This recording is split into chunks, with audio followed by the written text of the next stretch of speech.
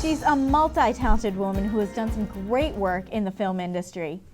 Absolutely, and we are so privileged to have with us Laurel Adler, who is an accomplished filmmaker, producer, and we're happy to have you. And tell us more about your production company, Tiny Planet Media, and about the films. Oh, thank you very much. My company operates out of Pasadena, and while we've done feature films and we did visual effects for programs like Hallmark Hall of Fame on CBS, my main love are actually documentaries, and documentaries that actually tell stories about people that actually make a difference in the world. And you know, there's a lot of violence on television, and there's a lot of ill will, political, everything. And so sometimes we don't even realize how much good is going on because it doesn't get the headlines. Sadly, it doesn't get the headlines.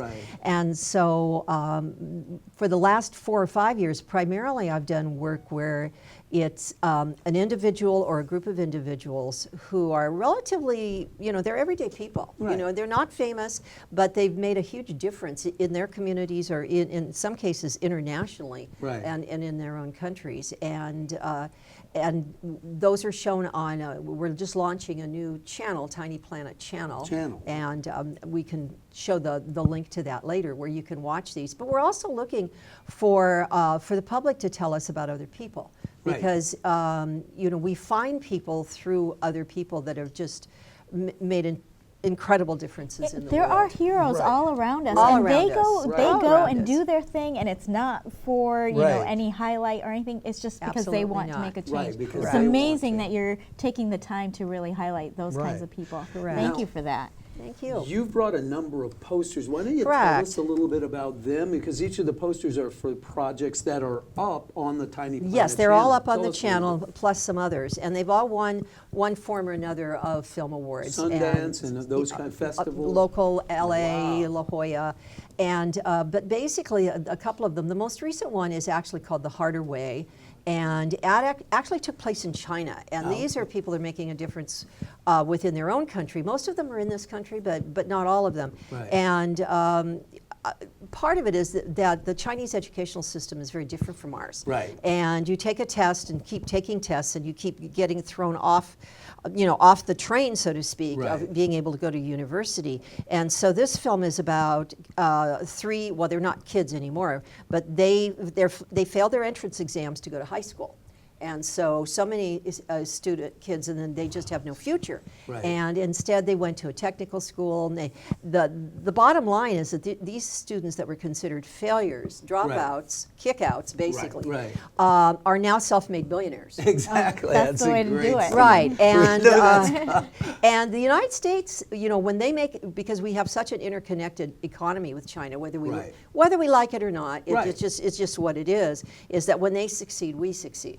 And so this movie also, in terms of, in addition to focusing on these three individuals, one of whom is a woman and who has an even more difficult time because a woman in business, a woman who is not married, because you're supposed to marry and carry on, she has even more challenges than the two young men we talked about. But they're very similar to kids that we have in our own country that got lost, but you know, found their way and have made huge contributions. Speaking of those challenges, I mean, have you know, we've talked a lot about, you know, women in film and the challenges. Have you found it to be challenging to be a woman in the film industry? Oh yes, in a lot of ways. I think that for women, I mean, this is the best of times and not the best of times in the sense that in the old studio system, it was even harder for women, particularly if you were in the technical area.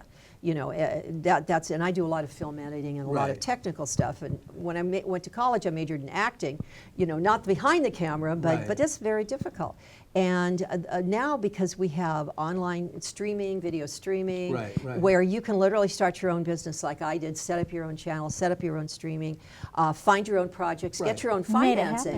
You know, and these all take money. You know, they just don't like, oh, there we go.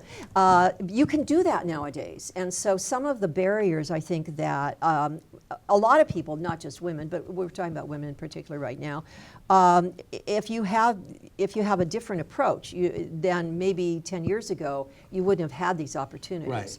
That you can just be assertive, start your own, do your own work, find good. It's all about content and story. You can learn the technical stuff. Anybody can put anything on YouTube. Well, but it's about story and content. You're obviously found success because you have some awards to prove it, but we thank you that you're really highlighting Thank you. We didn't have enough time, so we have to have you back. And again, these films are up on the Tiny Planet channel link, and we'll have that up.